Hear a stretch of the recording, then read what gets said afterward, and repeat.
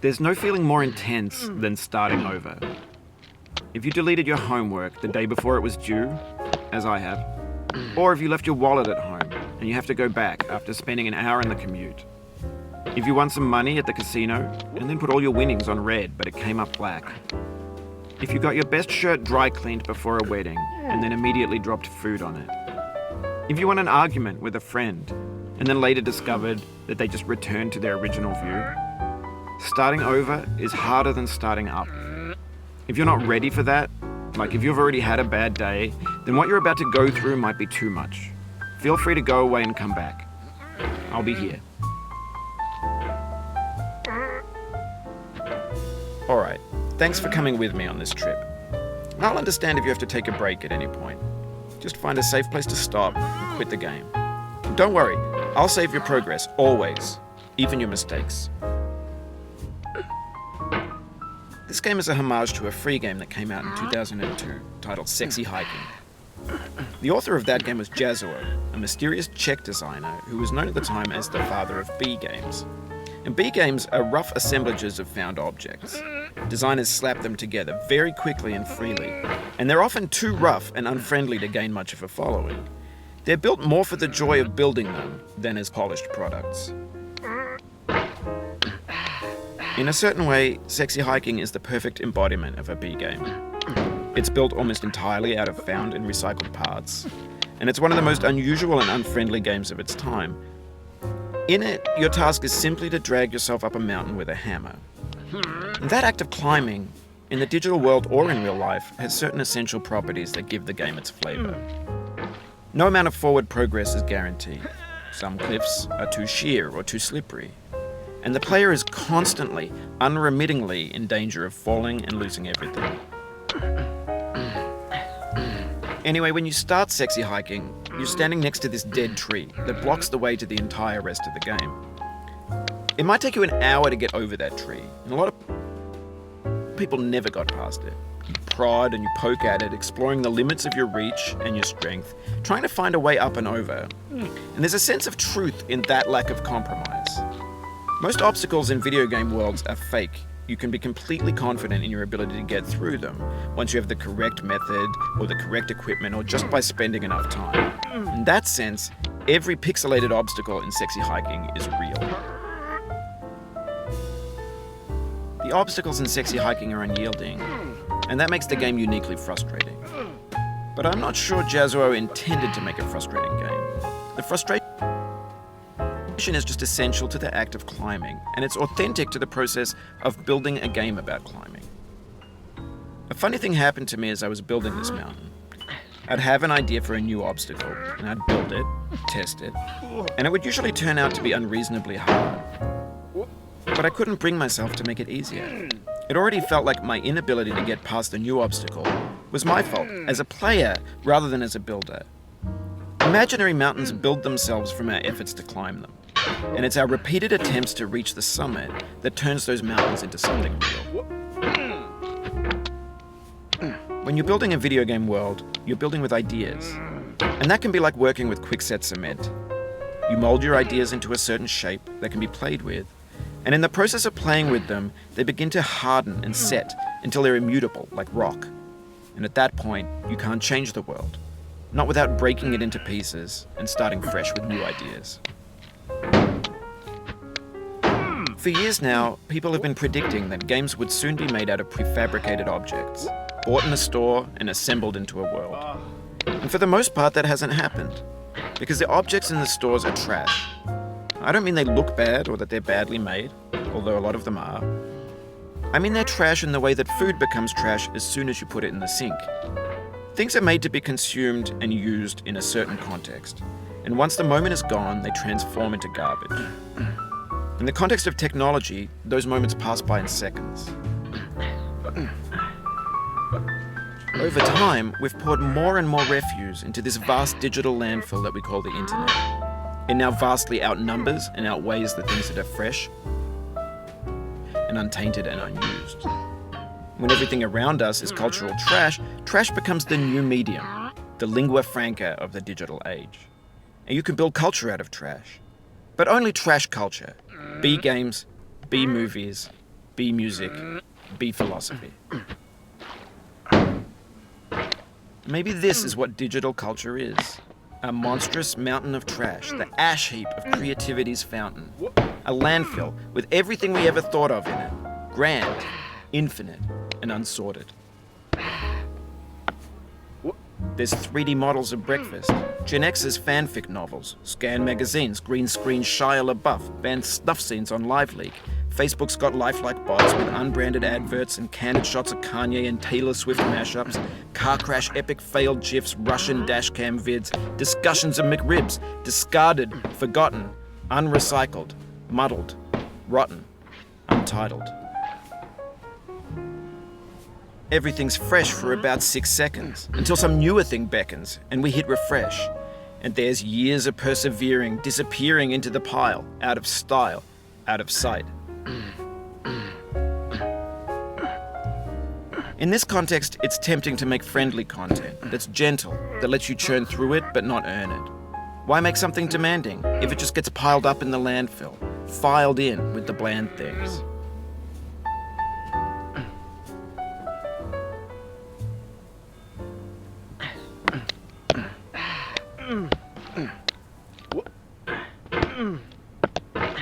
When games were new, they wanted a lot from you. Daunting you, taunting you, resetting and delaying you. Players played stoically. Now everyone's turned off by that. They want to burn through it quickly, a quick fix for the fickle, some tricks for the clicks of the feckless. But that's not you, you're an acrobat. You could swallow a baseball bat.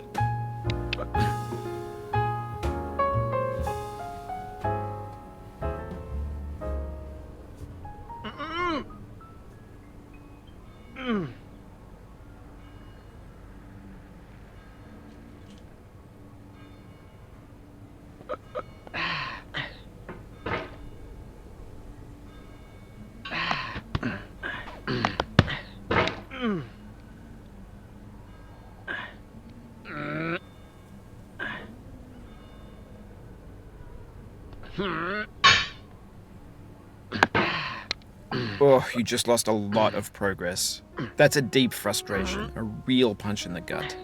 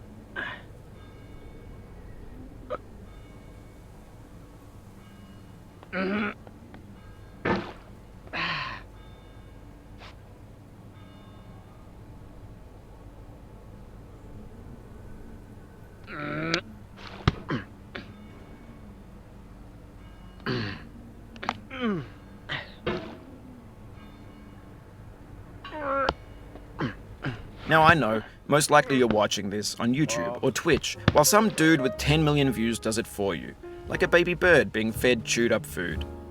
That's culture too.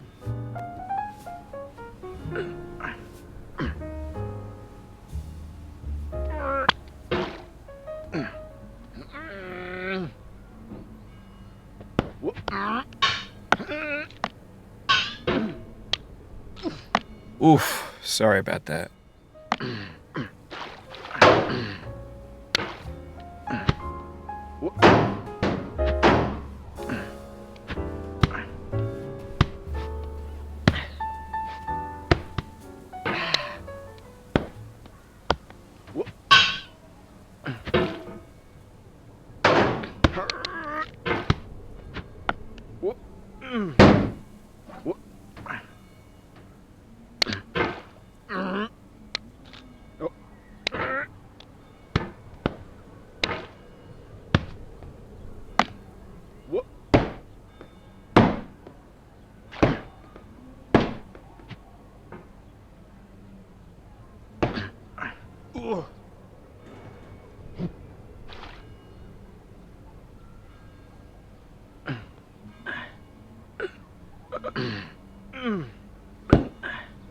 No.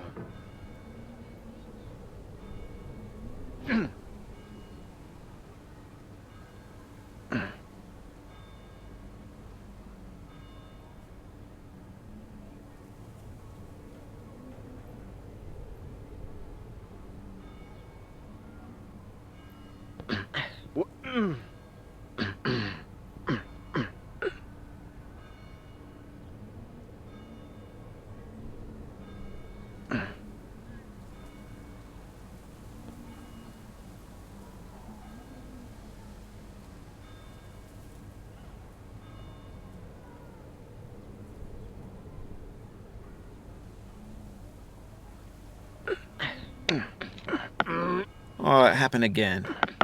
Keep on trying, don't let it get to you.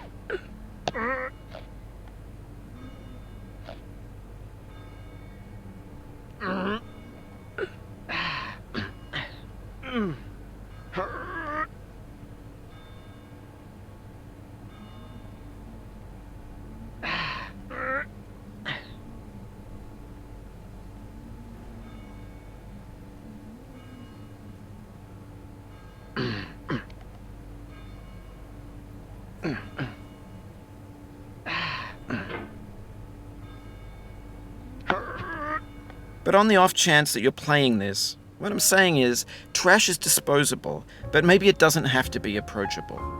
What's the feeling like? Are you stressed? I guess you don't hate it if you got this far. Feeling frustrated? It's underrated.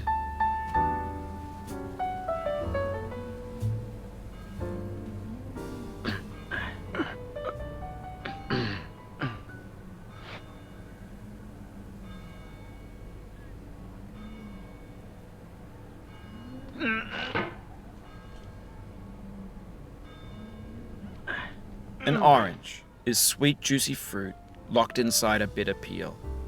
That's not how I feel about a challenge. I only want the bitterness. It's coffee. It's grapefruit. It's licorice.